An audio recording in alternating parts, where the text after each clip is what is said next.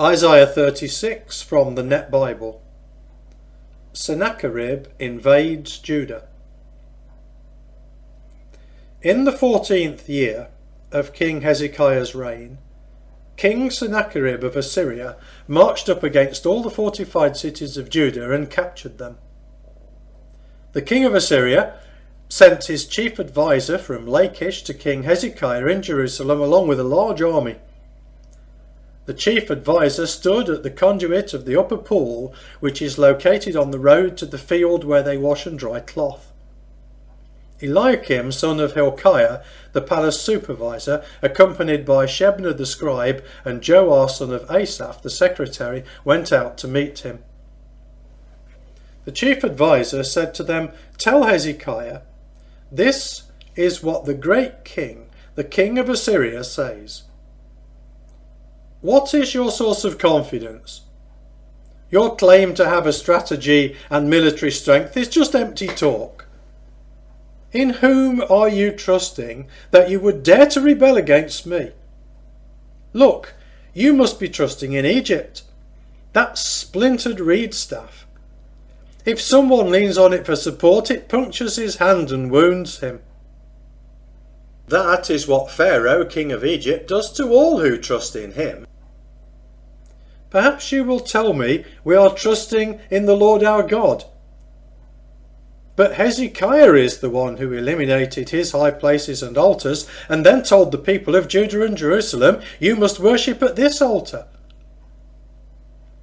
Now make a deal with my master the king of Assyria, and I will give you 2,000 horses, provided you can find enough riders for them.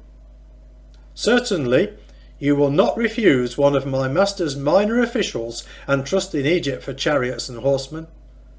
Furthermore, it was by the command of the Lord that I marched up against this land to destroy it. The Lord told me, march up against this land and destroy it."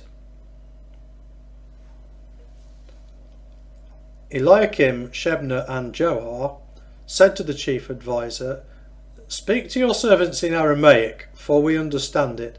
Don't speak with us in the Judahite dialect in the hearing of the people who are on the wall." But the chief adviser said, "My master did not send me to speak these words only to your master and to you.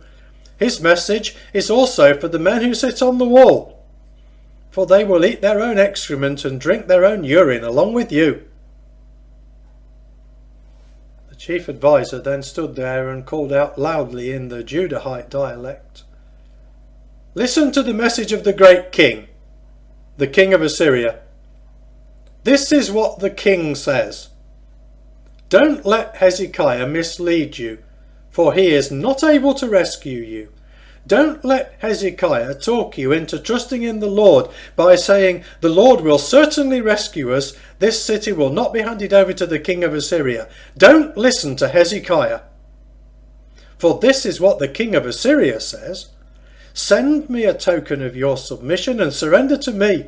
Then each of you may eat from his own vine and fig tree and drink water from his own cistern until I come and take you to a land just like your own, a land of grain and new wine, a land of bread and vineyards. Hezekiah is misleading you when he says the Lord will rescue us. Has any of the gods of the nations rescued his land from the power of the king of Assyria? Where are the gods of Hamath and Arpad? Where are the gods of Sepharvaim?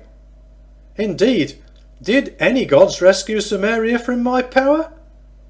Who among all the gods of these lands have rescued their lands from my power? So how can the Lord rescue Jerusalem from my power?" They were silent and did not respond, for the king had ordered, "Don't respond to him." Eliakim, son of Hilkiah, the palace supervisor, accompanied by Shebna the scribe and Joah, son of Asaph, the secretary, went to Hezekiah with their clothes torn in grief and reported to him what the chief adviser had said.